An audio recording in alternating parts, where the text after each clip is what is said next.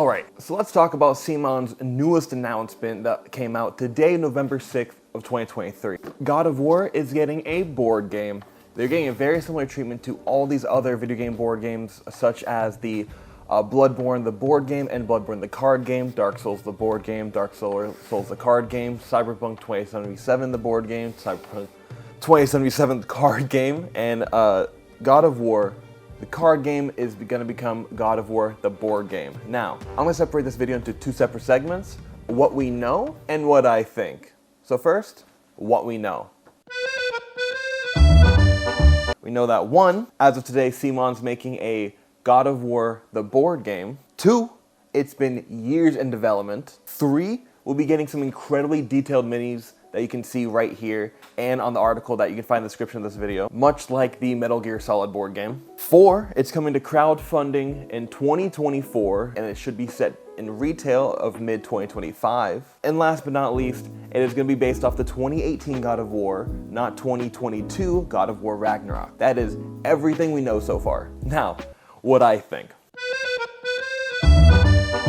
Now, sadly to say, as much as I love how a lot of these video games are going from a co-op mode to a competitive mode, or competitive mode to a co-op mode, as you can see in Bloodborne being competitive in the card game and then co-op in the board game, God of War is going to go from co-op in the card game, most likely to a co-op in the board game.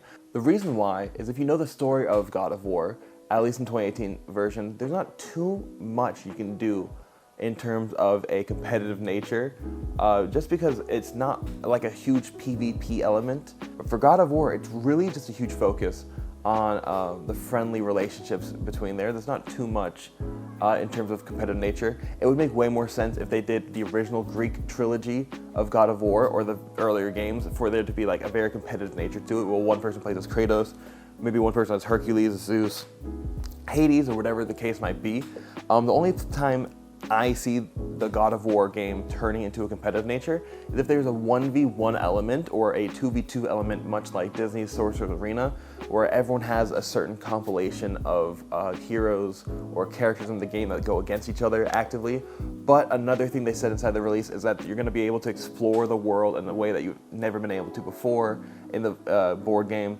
And the way that seems like it's going to have a focus on is exploration and finding combat in that sense of exploration, which is why it's looking to be either something more along the lines of the Metal Gear Solid board game, where it's going to have predetermined, preset narratives that happen as you go through the map and as you beat the missions and so forth. Or it's going to be something along the lines of the Bloodborne board game, where you're going to have a predetermined set of tiles, and as you move through the area, you grab one of the shuffled up tiles and flip it, and you're just looking for certain locations or certain monsters, something like that. I think it's going to be something along those lines entirely, more towards the Bloodborne version, where you're just flipping over tiles as you go. This one has predetermined storylines to it, which is why I've realized that these board games and card games of the same game end up liking to do different things between the two of them, even from the same publisher, just because you have to, make them enough of a reason to buy a second game as opposed to a second version of the same game. It's a lot easier to convince people to buy Dark Souls the board game and card game rather than Dark Souls the board game V1 and Dark Souls the board game V4. Now, the way I think it's going to play similarly is that since it's going to be more so of a co-op experience, hunting and attacking these creatures in certain ways, I really think they're going to lean a lot more into the roles that every single character is going to have. For instance, Kratos is going to go a lot heavier into his Leviathan axe and a lot of bludgeon blows strictly for one type of damage.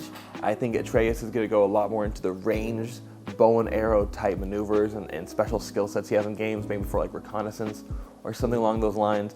If they put in other characters such as Freya, that's in this game right here, she's gonna go a lot more into the mystic, magic sense of it. And everyone's bless you, kitty. And everyone's gonna have their own lane to play in, so there's gonna be a lot of replayability, hopefully, based on who you choose for what missions or what situations, and it's gonna have a different kind of replayability in mind in that regard. Now, that's what I think. But again, that's just a hypothesis from a huge CMON fan and video game board game fanatic. And if you're wondering, I am still feeling incredibly sick. I just had to make this video because I want to be the first one to cover this. What do you guys think is going to happen? Go in the comments in the description below. I really hope I get a chance to play this again. But who knows? I don't. Peace out, God bless, have a great day. Make sure to like, comment, subscribe, see the other videos right here, and if you're in the Orlando area, make sure to look at our event coming out in the description of the video below. It is a tabletop Christmas event happening December. Peace out, God bless, and I'll catch you guys soon.